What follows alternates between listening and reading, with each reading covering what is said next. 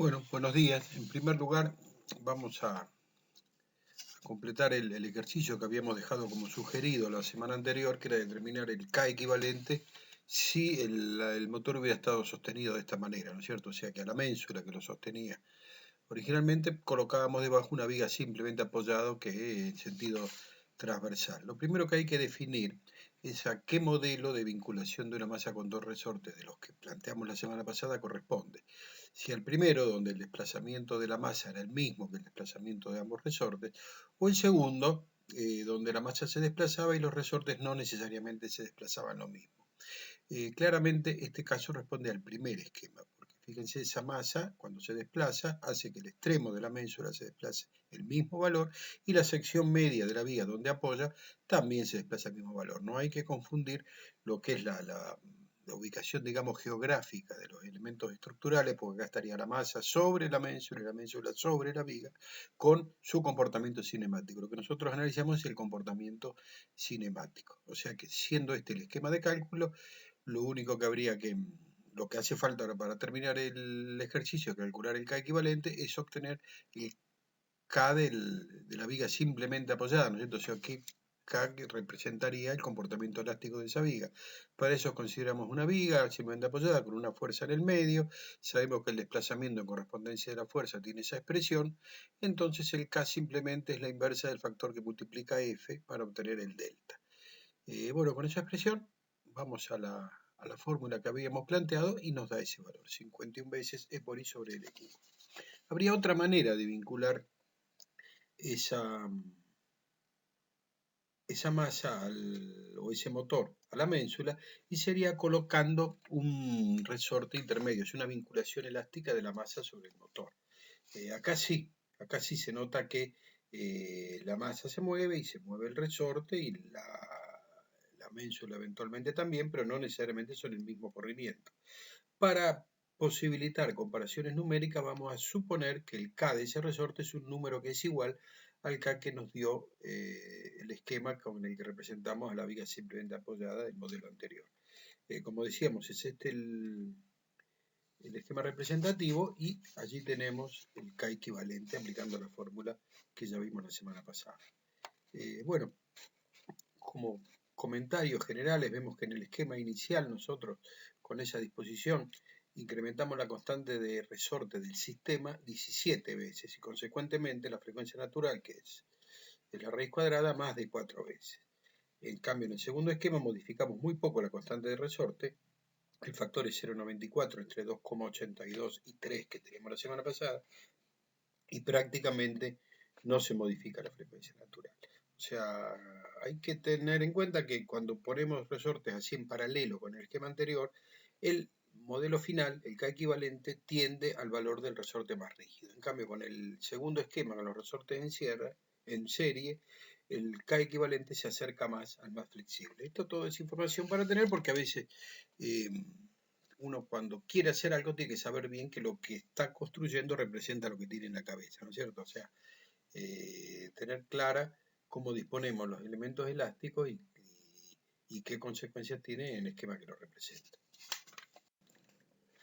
Ahora vamos a ver el caso de vibración forzada de un sistema de un grado de libertad no amortiguado. Ahí lo representamos en ese esquema, tenemos la masa, el resorte y una fuerza que depende del tiempo. Bueno, si perturbamos la masa y aparece la ecuación de equilibrio, tenemos allí en la primera ecuación, bueno, ese W debería ser un W más grande, es el peso de la masa, que como ya sabemos se compensa con la parte de reacción del resorte que se corresponde con el corrimiento estático y terminamos en la segunda ecuación, que es la ecuación de movimiento, la ecuación de equilibrio dinámico del sistema, una vez compensado el peso de la masa con parte de la deformación del resorte. Este caso, la resolución depende del tipo de fuerza que esté solicitando al sistema, ¿no es cierto? Hay casos donde su solución matemática es posible y hay otros casos que no. Vamos a ver primero un caso de una fuerza externa que es constante, está aplicada bruscamente en T igual a 0. Sería una fuerza súbita, una fuerza que se aplica en un instante igual a 0, ya su primer valor es el valor final y se mantiene en el tiempo. Ejemplos de esta fuerza hay de esta variación de la fuerza en el tiempo, hay uno que a veces no es tenido en cuenta, no lo toma mucho la bibliografía, que será el caso, por ejemplo, fíjense si tenemos un puente así sostenido por tensores o una torre de conducción eléctrica que están sometidas por tensores, a veces se da el caso que se corta un tensor bruscamente, incluso muchas veces es intencionalmente, ¿no es cierto?, en casos de sabotaje o atentados. Hasta el momento en que se corta eso estaba en equilibrio y cada tensor estaba ejerciendo una fuerza. Si se corta uno en un determinado momento, uno puede suponer, analizar el problema aplicando una fuerza opuesta a la que estaba ejerciendo ese tensor. Y esa fuerza opuesta nace con su magnitud tal porque es en el instante en que cortan el tensor y se la representaría este modelo. Esta sería la ecuación que gobierna el problema. F0 es constante, dividimos todo por m acá y vamos a considerar como condiciones iniciales las de reposo. O sea, no hay velocidad inicial, no hay desplazamiento inicial. La ecuación es igual que la otra vez, una ecuación diferencial ordinaria de segundo orden, pero ya no es homogénea. Entonces, en estos casos tenemos la solución va a ser la solución homogénea del caso cuando no estaba cargado más una solución particular. ¿Qué es una solución particular? Una expresión que cumpla, que satisfaga a la ecuación diferencial. No es lo mismo que la solución de la ecuación diferencial, que la solución en todos los casos. Esta es una expresión de x que cumple con la solución particular. Entonces proponemos cualquiera, hay muchas, pero una que mirándola a la expresión decimos, bueno, si buscamos una función que no tenga derivada segunda, que sea igual a 0 y que después cumple, bueno, por ejemplo, que x sea una constante, cumple con eso. Fíjense, por la derivada segunda de una constante es 0. La primera es 0, la segunda más vale. Y bueno, entonces reemplazado en la ecuación, vemos que esa xp lo satisface siempre que la constante valga este valor, f0 sobre k. Con lo cual vamos a tener que la solución será la suma de la particular, acá está en el primer término, más la homogénea, que es la que conocíamos de la semana anterior. Lo único que habría que determinar ahora son las constantes. Ahí ve, para eso tenemos las condiciones iniciales. Las aplicamos y bueno, es muy sencillo ver. Reemplazamos x en 0, desaparece el tercer término, el segundo término se transforma en a. Cuando derivamos, desaparece ya el primer término, después nos queda seno y coseno, o sea que es fácil llegar a que a es menos f0 sobre k y b es 0. Con lo cual, esta es la respuesta del sistema de un grado de libertad cuando la solicita una carga de aplicación brusca, ¿no es cierto? Que tiene su valor inicial y se mantiene en el tiempo. Aquí apareció omega n, perdón, que recuerden es el coeficiente de frecuencia, es la frecuencia natural circular del problema, que es raíz de k sobre m, y bueno, como decíamos la otra vez, ahí está la expresión, cuando k aumenta la frecuencia, cuando la masa aumenta, la frecuencia disminuye. En esta diapositiva vemos la respuesta en el tiempo del sistema de un grado de libertad cuando está sometido a la carga súbita, ¿no es cierto? La carga de aplicación brusca. Vemos que el máximo desplazamiento resulta ser el doble del que tendría estáticamente y de acuerdo a la respuesta que obtuvimos varía indefinidamente en el tiempo. Claro, esto porque no consideramos el amortiguamiento. Si hubiera habido amortiguamiento, la amplitud disminuiría en el tiempo y tendería a converger ahí al valor 1, ¿no es cierto? O sea, fíjese que las variables están adimensionalizadas, tomamos a t lo multiplicamos por omega n y a x lo dividimos por f0 sobre k. Decía que si consideráramos el amortiguamiento, esto disminuiría paulatinamente hasta quedar en una posición de equilibrio estático. Eso sí, al no tener amortiguamiento, la respuesta que está marcada allí no sería la real, pero sí es lo más importante, en principio está allí, porque lo que nos interesa muchas veces son los valores extremos para poder dimensionar, y los valores extremos modifican muy poco el valor inicial, que es el doble, con el amortiguamiento. Eso va a ir disminuyendo en el tiempo, pero como respuesta cualitativa es muy importante.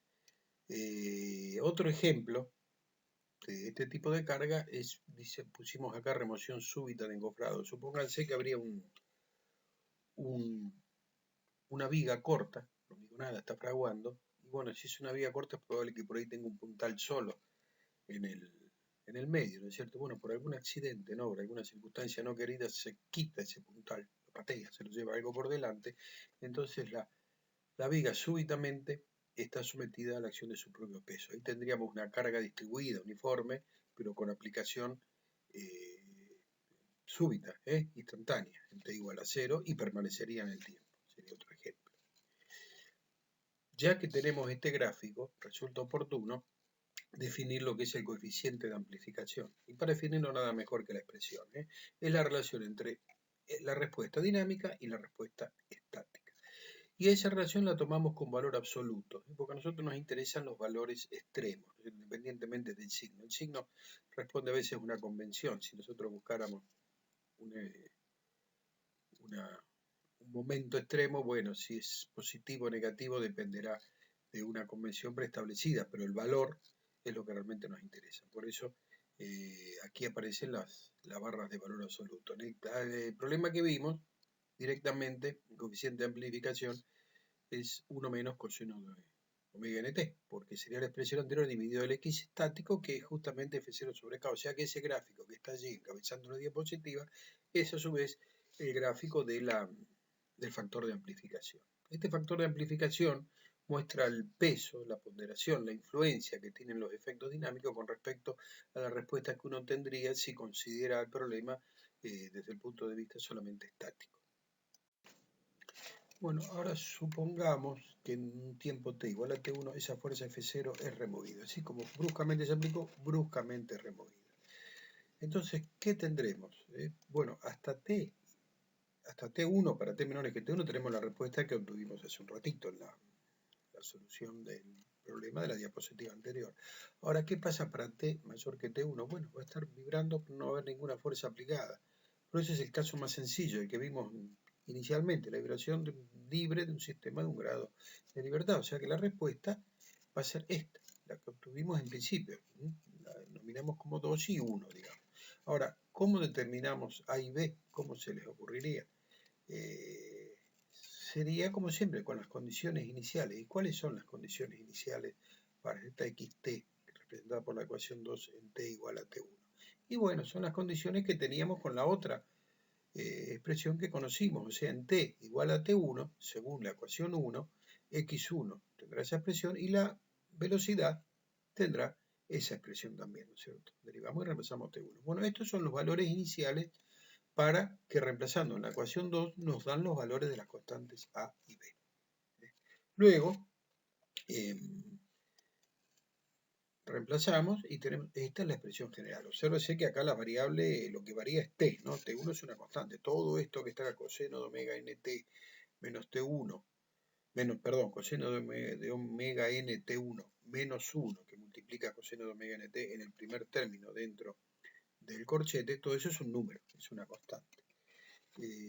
Esto también a veces hay otra manera de expresar su solución considerando la cantidad de movimiento. ¿Se acuerdan este parámetro, cantidad de movimiento, que era la integral de una fuerza en el tiempo? Claramente en este caso, siendo la fuerza constante y dura T1, la cantidad de movimiento total es F0 sobre T1. Con lo cual, reemplazando la expresión, no hemos hecho más que reemplazar F0 por Q sobre T1, tendremos esta otra expresión como manera de representar la respuesta del sistema de un grado de libertad, que se le aplica una fuerza bruscamente cuando esta fuerza, después de que esta fuerza es removida bruscamente también. Bueno, vamos a analizar el caso de una fuerza impulsiva, ¿no es cierto? Es una fuerza que se aplica en un instante, lo que sería en un instante un tiempo tendiendo a cero, lo que sería un martillazo.